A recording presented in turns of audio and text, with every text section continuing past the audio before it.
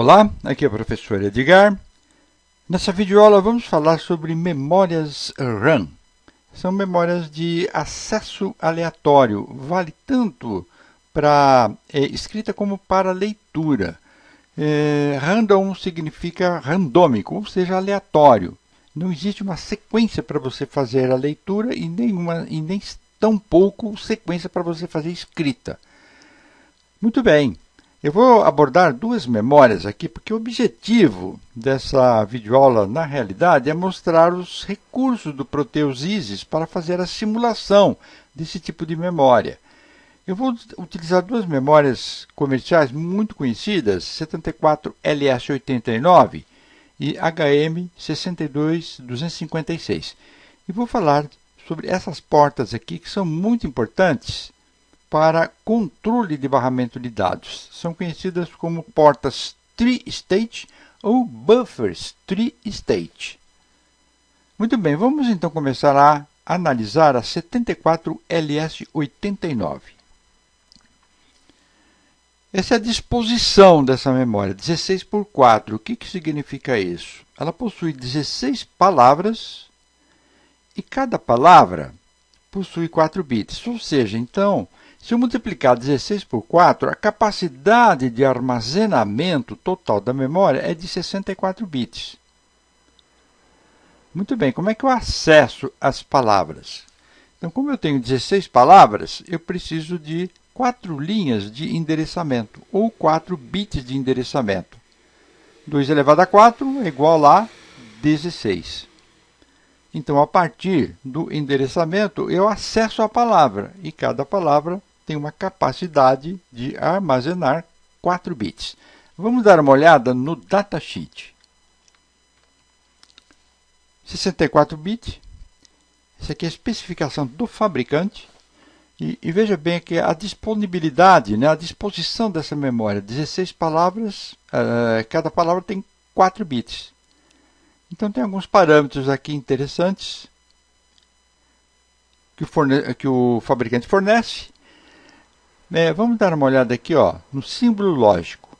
Observe que, internamente, esse chip já possui nas saídas inversores. Então, vamos ver como é que a gente trata isso durante o processo de simulação.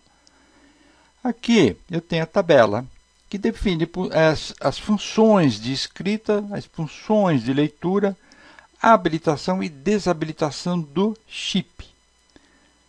Diagrama de bloco, aqueles parâmetros que são de praxe, fornecidos pelos fabricantes. Muito bem, vamos então partir para a simulação. Temos aqui então o circuito montado. Observe então que eu coloquei aqui inversores na saída, para compensar os inversores internos dentro das saídas do chip. Aqui tenho 4 bits de endereçamento, ou seja, as linhas de endereçamento e a quantidade de bits que cada palavra pode armazenar. Então, cada palavra armazena 4 bits apenas. Muito bem. Habilitação e desabilitação. Em nível lógico 0, chip está habilitado. E aqui, processo de escrita-leitura. Nível lógico 0, escrita habilitada. Nível lógico 1, leitura habilitada. Essa memória aqui é do tipo volátil. Se eu desligar o simulador, depois de gravado alguns dados, todos os dados são perdidos. É a mesma coisa se ela estiver num computador. Desligando o computador, todos os dados são perdidos. Muito bem. Vamos fazer então a gravação. Eu vou ligar o simulador. Vou deixar aqui essa entrada aqui na posição 1, posição de leitura. Então, constata-se que não existe nenhum tipo de informação gravada na memória. Então, eu vou começar a fazer a gravação. Então, aqui, escrever no endereço 0101 a palavra 001. Então, o endereço é esse aqui, 0101. Eu vou escrever essa palavra aqui, 1. Observe aqui na saída que nada ocorre, porque ele está na posição de leitura. Então, eu vou levar ele para 0 gravei. E vou colocar em 1 novamente, porque eu quero gravar mais uma linha. Por exemplo, aqui no endereço 0111, eu quero gravar a palavra 1010. Então, 1010. Vamos gravar? 0, 1. Gravei. Vamos lá. Próxima linha. No endereço 1001, eu quero gravar a palavra 1000. Gravei. Próxima linha. No endereço 0001, eu quero gravar a palavra 111. Gravei. Ótimo. Então, eu vou fazer o seguinte, eu vou apagar todos os dados aqui na entrada, as linhas de endereço, e agora ele está habilitado para fazer a leitura. Então, vamos ler aquilo que nós gravamos.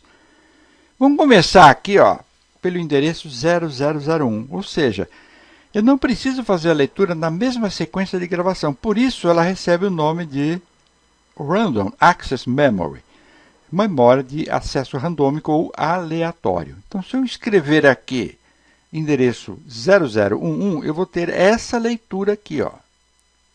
Então, veja bem que essa gravação foi feita como última etapa. Então, vamos lá. Está aqui. Vamos, então, partir para o primeiro endereço. Então, 0101. Ó. Então, dessa forma, funciona essa memória de acesso randômico. Essa RAM é bem simples, mas é para mostrar para vocês a ideia de gravação e a ideia de leitura de uma memória. Muito bem. Vamos então analisar agora uma memória um pouquinho mais sofisticada, que é a 62256. Aqui está o datasheet da memória, os parâmetros que são fornecidos pelo fabricante, encapsulamentos, identificação da pinologia, e são parâmetros comuns, parâmetros de praxe que os fabricantes fornecem. Muito bem. Então, vamos partir para a simulação. Essa memória ela tem uma especificação de 32K por 8. Então, o que significa isso? Ela consegue armazenar 32.768 palavras, e cada palavra tem um tamanho de 8 bits. Então, multiplicando 32.768 por 8, eu tenho 262.144 bits, que comumente a gente representa por 256K. Muito bem. Eu quero, então, ter acesso a essas 32.768 palavras. Então, eu vou utilizar 15 linhas de endereçamento. 2 elevado a 15 dá 32.768. O acesso também é randômico. Então, por aí vocês verem que essa memória é bem mais, tem uma capacidade bem maior do que a que nós vimos anteriormente. O princípio é praticamente igual, exceto um detalhe que eu vou mostrar para vocês. Aqui é uma simulação, que a gente pode fazer um exemplo no simulador de posições da memória. Como ela é randômica, eu não preciso gravar na sequência de posições. Então, por exemplo, a posição 31 significa o quê? 2 elevado a 5. Endereçamento 2 elevado a 5. Eu vou mostrar isso para vocês. Posicionamento 20. Posicionamento 12. E assim por diante. Então, veja bem, ó, a equivalência da entrada binária. Aqui, processo de gravação, processo de leitura. A gente vai ver isso durante a simulação. Então, aqui temos um fato novo. Aquilo que eu comentei no comecinho da videoaula. São as chamadas portas tri-state, que faz o controle do barramento. Vamos analisar aqui para que servem essas portas. Observe que eu tenho as saídas aqui, ó, esses pinos D0 a D7. Ele serve tanto para entrada de dados como para saída de dados, de acordo com a habilitação, né, do chip. Observe aqui um detalhe. Eu estou usando apenas 5 linhas de endereçamento, ou seja, eu tenho no máximo, em termos de posicionamento, de 0 a 31. Veja bem, eu não estou usando as demais entradas de endereçamento, então eu aterrei. Vamos fazer então alguns exemplos. Mas eu quero mostrar para vocês, alguns não conhecem ainda, o funcionamento dessas portas tri-state. É muito importante conhecer essas portas. Eu coloquei duas portas, a 74.125 e a 74.126. O que faz a porta tri-state? Ela tem um gate que ele pode ser acionado de nível lógico 0 ou nível lógico 1. Neste caso aqui, com esse pequeno círculo, significa que quando eu tiver nível lógico 0 aplicado nesse gate, ela se comporta como uma chave eletrônica fechada, ou seja, ela entra em um estado chamado baixa impedância. Quando eu reverto a condição, ou seja, coloco o nível lógico 1, ela entra num estado chamado alta impedância e opera como uma chave eletrônica aberta. Essa aqui faz exatamente o contrário. Então, vamos ligar o simulador e vamos observar aqui. Ó. Nível lógico 1. Abre a chave e fecha esta chave. Então, isso aqui entra em alta impedância e essa aqui entra em baixa impedância. Chave eletrônica aberta, chave eletrônica fechada. Nível lógico 0. Ocorre exatamente o contrário. Muito bem, então vamos ver o funcionamento da nossa memória 62.256. Temos aqui então o circuito e vamos aqui fazer algumas gravações, né? Fazer algumas simulações. Eu vou ligar o simulador. Muito bem. Nesta condição, quando eu tenho 0 aqui, eu estou permitindo que essas entradas aqui sejam introduzidas entre os pinos que representam D0 e D7 no meu chip. Então, permite aqui estar em baixa impedância, permite que dados sejam introduzidos durante o processo de gravação. Muito bem, vamos fazer o seguinte. Para gravar, sempre isso aqui tem que estar em 1. Sempre.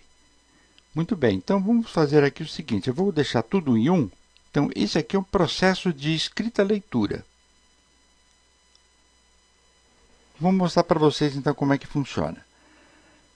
Eu vou colocar, por exemplo, vamos gravar a posição 31. É uma memória de acesso randômico que eu posso gravar em qualquer posição de endereçamento. Então, 1, 1, 1, 1, 1.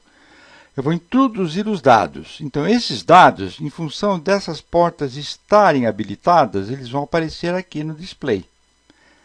Então, eu tenho aqui, ó, A, B, C e aqui o segmento G. Então, B, C e G. B, C e G. Presta atenção aqui agora, ó. Gravei e vou permitir agora gravação na próxima posição. Então, vamos zerar tudo aqui. Eu quero, por exemplo, essa posição aqui, posição 20. Então, tenho 1, 0, 1, 0, 0. 16 com mais 4, 20. Posição 20. Eu quero que seja gravada esse símbolo aqui, a letra H. Então, essa letra H ela é representada, então, veja bem, ó, A, B, C, D, E, F. Então, E, F tem uma letra H. Vou fazer a gravação. Gravei. Vamos ver na posição 2. Posição 2, está aqui. Eu vou gravar.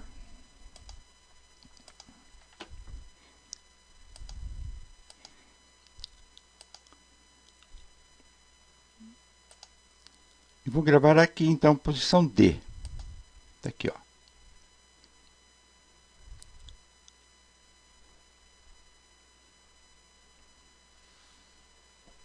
A, B, D, F, G. Gravei. Eu vou fazer o seguinte, não está aqui, mas eu vou só dar uma sofisticadinha. Eu vou colocar aqui, por exemplo, ó, posição 3. Eu vou fazer o seguinte, eu quero que acenda o ponto. Vou fazer isso aqui, ó.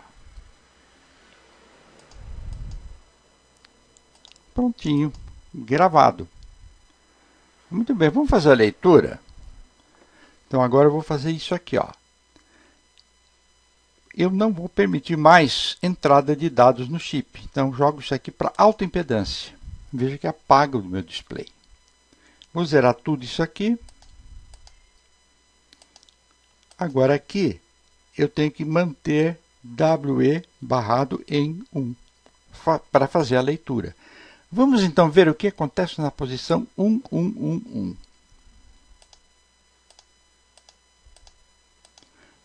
Está aqui. Posição 20.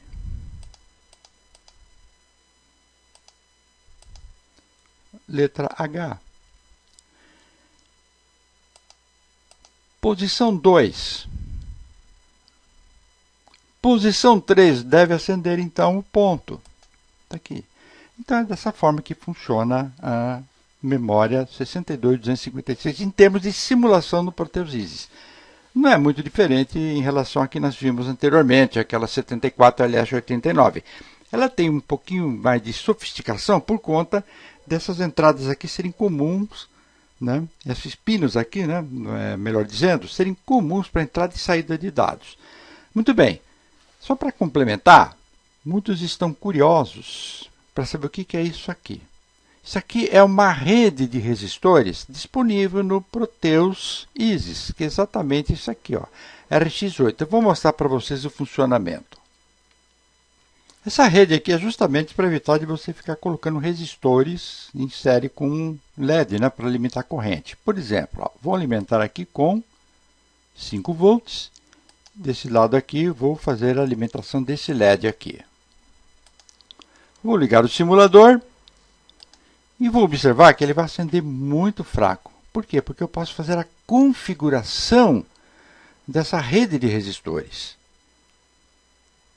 Então, desligando o simulador, vou mostrar para vocês como é que se faz essa configuração. Então, veja bem, geralmente o resistor padrão que a gente usa para uma alimentação de 5 volts para os LEDs é algo em torno de 220 ohms. Vou dar um OK. Vocês vão observar que agora o LED vai acender com brilho normal. Muito bem, isso aqui vale também para condição inversa. Veja bem, estou aplicando sinal nesta entrada e obtendo a saída aqui. Mas eu posso fazer o contrário, ó.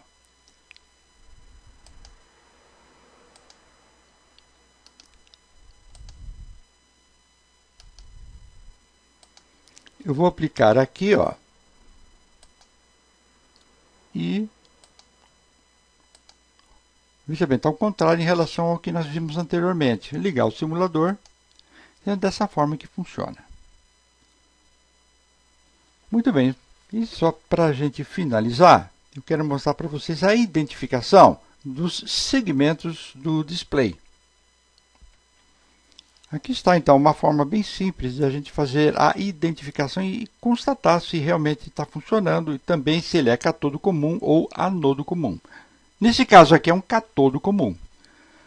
Veja bem, o segmento A, B, C, D, E, F e G.